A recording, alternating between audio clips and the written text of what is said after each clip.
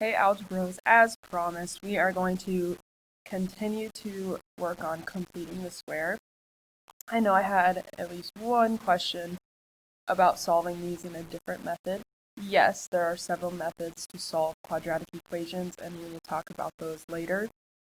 And the purpose of this lesson is to practice completing the square, because sometimes you can't use those other methods.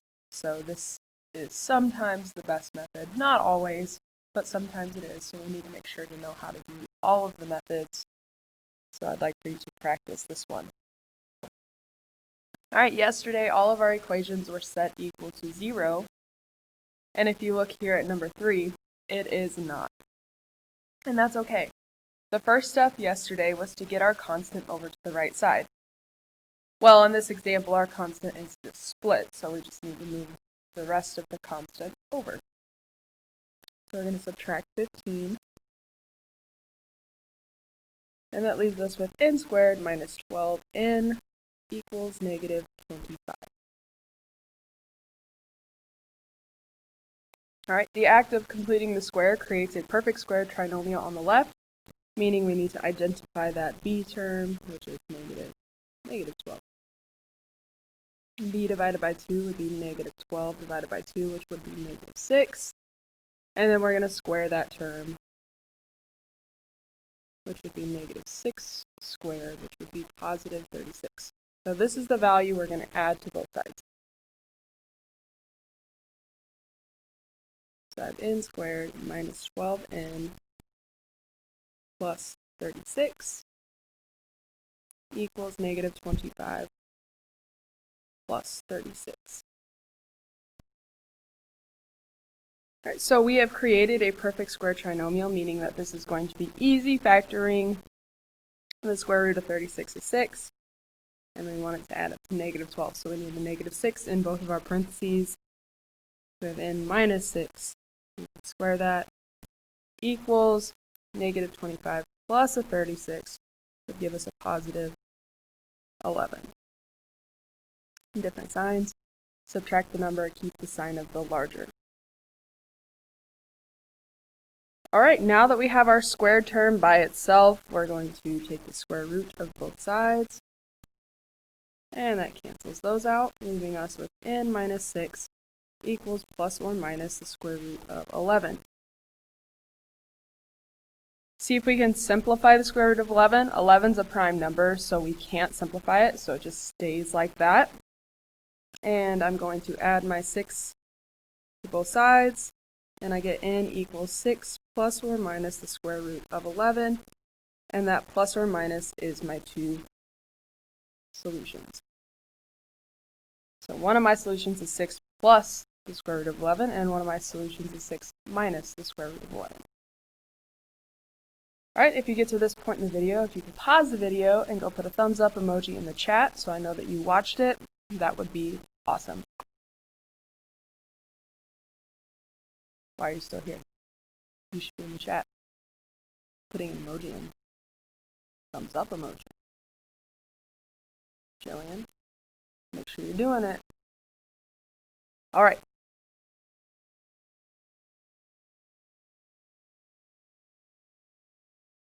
Okay, hopefully you're back.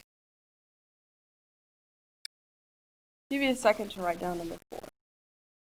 Again, now that you've seen the square, completing the square done a few times, I would try to complete number 4 before me. So you can keep it on pause and try to do number 4, and then watch what I do. All right, so I need to move our constants to the right by subtracting 10, leaving us with a squared minus 6a equals negative 5. All right, the act of completing the square. We need to identify our b term, which would be negative 6. Divide our b term by 2, which would give us negative 3. And then square that, would be negative 3 squared, which would be 9. So 9 is what we're going to add to both sides to complete the square on the left.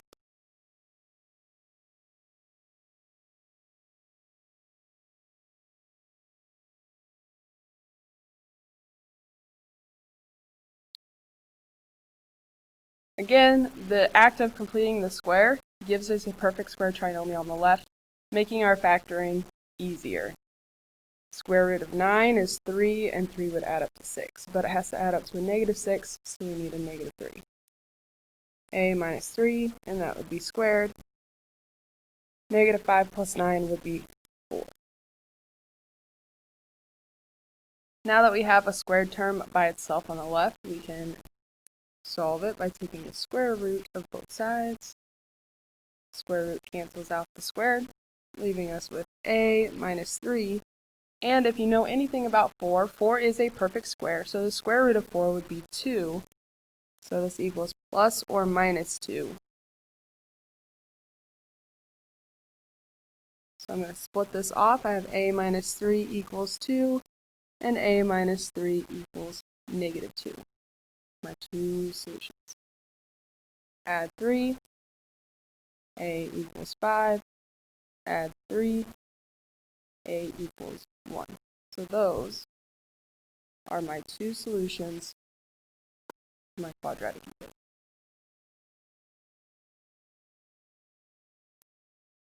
All right, I hope this is becoming a little bit more clear. I know that completing the square is a beast sometimes, or it can seem that way at first, but hopefully the more examples you see and the more you practice it, it becomes a little bit more automatic and a little bit easier to deal with.